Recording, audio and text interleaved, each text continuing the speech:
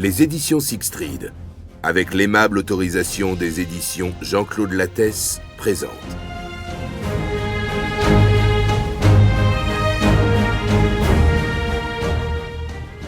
La guerre des Trois Henri, tome 1. Les rapines du duc de Guise, de Jean Daillon.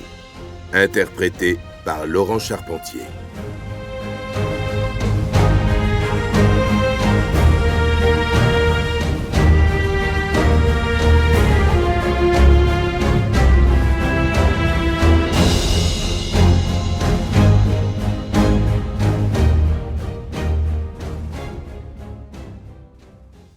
Lundi 7 janvier 1585.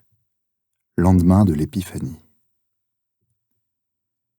Olivier Hauteville rentrait chez lui fort contrarié. Il n'avait pas trouvé le père Jean Boucher, recteur de la Sorbonne et curé de Saint-Benoît de la Sainte Trinité, au rendez-vous que le religieux lui avait donné. Le jeune homme lui avait écrit avant les fêtes de Noël afin de convenir d'une date pour la soutenance de sa thèse en philosophie. La lettre avait été portée par Gilles, son valet, et le recteur avait répondu verbalement qu'il le recevrait à Thiers le 7 janvier, devant l'imprimerie de la Sorbonne. Il n'y était pas. Et Olivier l'avait attendu en vain avant de se rendre à la cure de Saint-Benoît, près de Sainte-Geneviève, où habitait Jean Boucher. Personne ne s'y trouvait, pas même un domestique. Alors qu'il s'approchait du petit pont, Olivier vit une foule agitée entre le petit Châtelet et les grèves qui descendaient vers la rivière.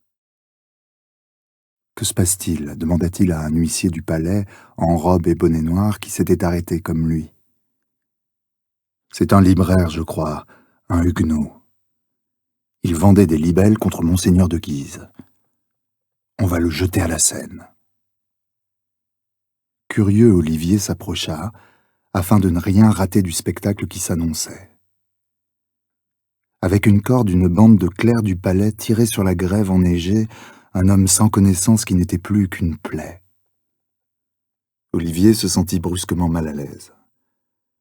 Quelqu'un à côté de lui se signa et se mit à prier. « Vous le connaissez » demanda Olivier.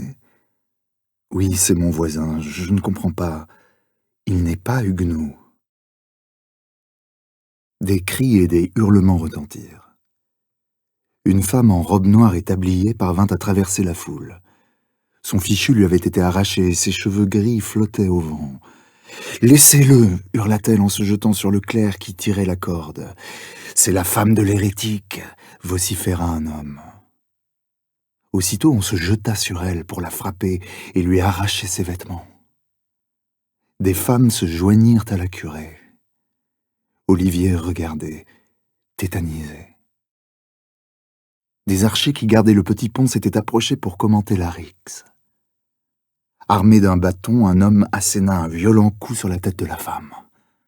Le sang jaillit et elle s'écroula. Plusieurs mains saisirent alors les deux corps inanimés et, s'approchant de la rivière, les jetèrent à l'eau. Ils furent aussitôt emportés par le courant glacé. Des enfants vite imités par les clercs se mirent à leur jeter des pierres pour les faire couler. Maintenant que tout était terminé, des groupes de badauds commentaient et approuvaient bruyamment l'exécution des hérétiques. Depuis la Saint-Barthélemy, il était légitime de jeter les disciples de Calvin à la Seine, répétait-il à plaisir.